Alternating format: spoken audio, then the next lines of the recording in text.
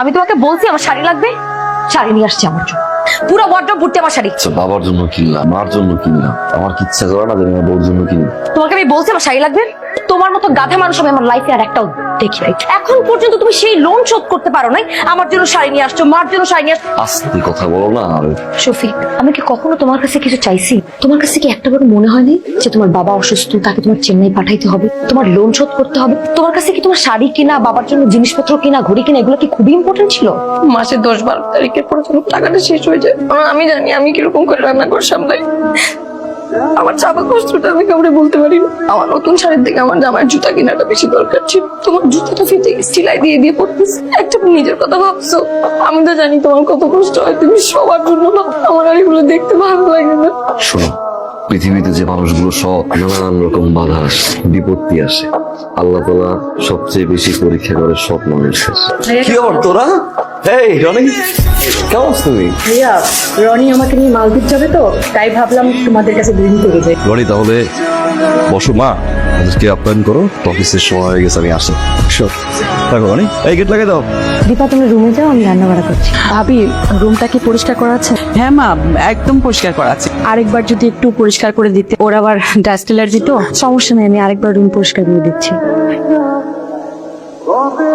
খুব বেশি ভালো না লাগলে আপনি জবটা ছেড়ে দেন। স্যার, সমস্যাটা কোথায় যদি একটু বলতেন। কেন আপনি বোঝেন না? এই কোম্পানির যতগুলো প্রজেক্ট, সবগুলো প্রজেক্টের পারচেজ আপনার হাত দিয়ে হয়। আপনি বোঝেন না? এই অফিসে কাজ যদি কেউ করে, জাকির সাহেব আর মিন্টু সাহেবই করে। স্যার, সমস্যাটা একটু বলেন, তাহলে আমি বুঝতে পারবো আসলে কোথায় প্রবলেমটা হচ্ছে। আপনি যে হিসেব দিয়েছেন আর ডেবিট এবং ক্রেডিটের খাতে কোনোটা সামঞ্জস্যতা আছে? স্যার, আপনি আমাকে একটু দেন, আমি আরেকবার ক্রস চেক করি। কি মনে হয় প্রমোশন কি হয়েছে? একটা মানুষ কিভাবে সৎ থেকে প্রতিদিন বসের ছাড়ি শুনে কি শুরু করলেন আপনারা? শফিক ভাই আপনাদের কারণে বসের কাছে কতগুলা কথা শুনলো। শফিক সাহেব, কি দরকার তো জানি, ফাইলগুলো ছেড়ে দেয়, কিছু টাকা কামান, আমরাও কিছু কামান, আপনি বেশি নেন। আমি সারা জীবন বছর জারি কেউ হবে, তারপর আমার সব নষ্ট করবো না, কারণ এটা আমার বাবার শিক্ষা। হ্যালো, কই তুমি? কোথায় আবার? আমি তো অফিসে। তো বাসার ফ্রিজে যে মাছ আছে ওটা কি তোমার বোনের জামা পেয়েছে তুলে দেওয়া যাবে না? এখন তোমাকে অফিস থেকে ছুটি নিয়ে বাজারে গিয়ে বাজার করতে হবে। কি বলেন? অফিস থেকে কিভাবে বেরোবো? এমনিতেই বস। শফিককে ফোন করেছিলে? হ্যাঁ মা, ও আসছে। ভাবি, আমরা এসে কি তোমাদেরকে খুব বিপদে ফেলে দিলাম? না না, কিসের বিপদ? টাকা লাগলে বলো, আমি আমাকে টাকা দিয়ে রেখেছি। দীপা, তুমি এটা কি বললে? তোমরা দুদিনের জন্য ঘুরতে এসেছো, তোমাদের থেকে টাকা নিয়ে তোমাদেরকে আপ্যায়ন করাবো? আমাদের অবস্থা অতটাও খারাপ না। ফ্রিজে কি চিকেন আছে? ওর জন্য চিকেন সালাদ করতে হবে। সমস্যা না, আমি তুমি ঘাটি করে দেবো। ভাই, খেতে আসো। কি লুকাইলাম? কই কিছু না তো।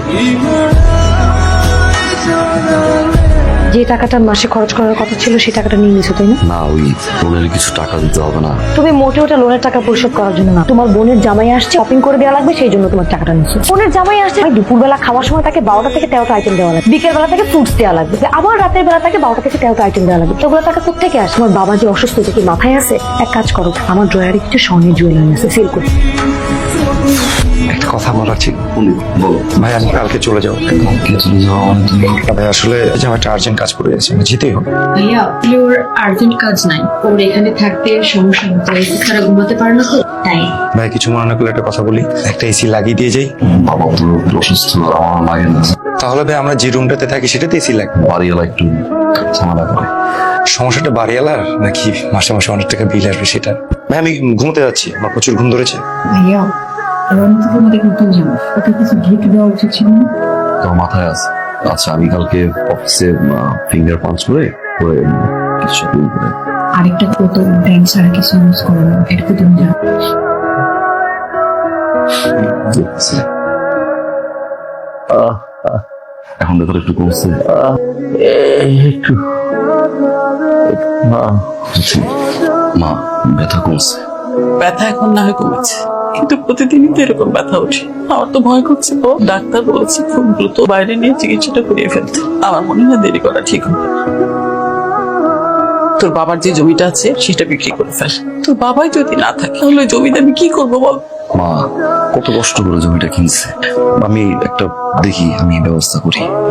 কিন্তু 5 লাখ টাকা জোগাড় করা তো নিশ্চয় মুখের কথা না। তুই ইচ্ছে করলে 5 লাখ টাকা জোগাড় করতে পারবি না।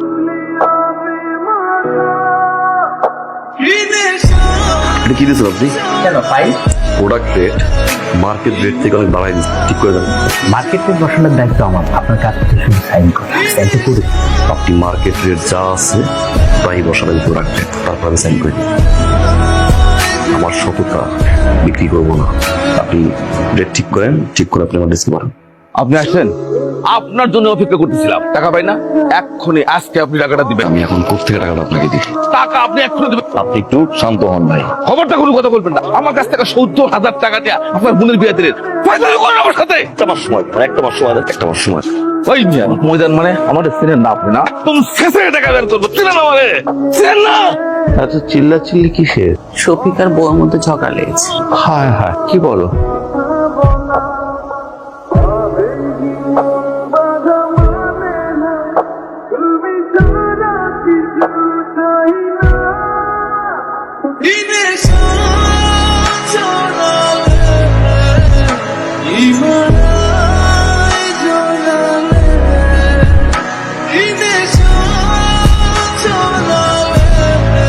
এটা কি দিচ্ছি? দেখতেছেন না ফাইল? মার্কেট রেট যা তাই দিছি, একটা পয়সা বাড়াই, তাইলে এখন সাইন করতে সমস্যা কি? সমস্যা আছে, মার্কেট রেট যা তার চেয়ে বাড়াই দেন, সাইন করতেছি। আর এখন থেকে টাকাটা আমার অ্যাকাউন্টে পাঠাই দেন। 78, 79, 80, তাই তো 70,000। 10,000 বাড়াই দিচ্ছি।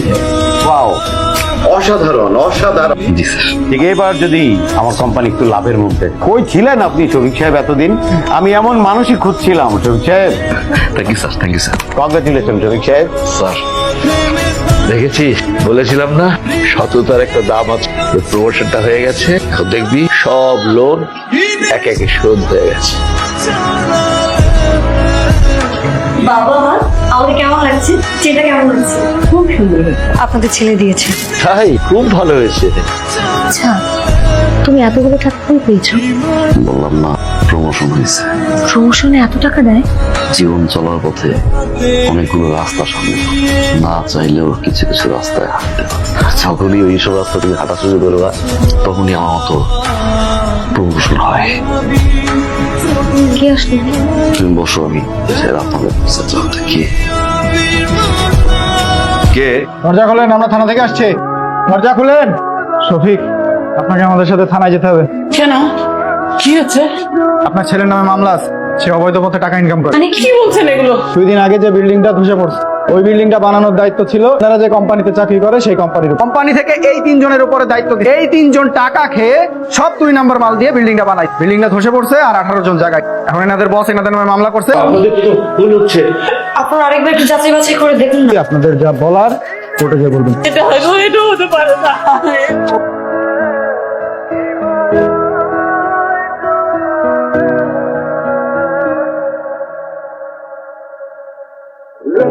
শ্বশুর বাড়িতে আমার মান সম্মানটা ভাইয়া এইভাবে নষ্ট কর, আমি তো মুখ দেখাতে পারছি না মা।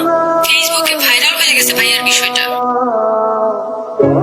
শফিকের মা, আমার শফিক চুরি করতে পারে না। ওকে আমি সততা শিখিয়েছি, ওরা মিথ্যা বলছে।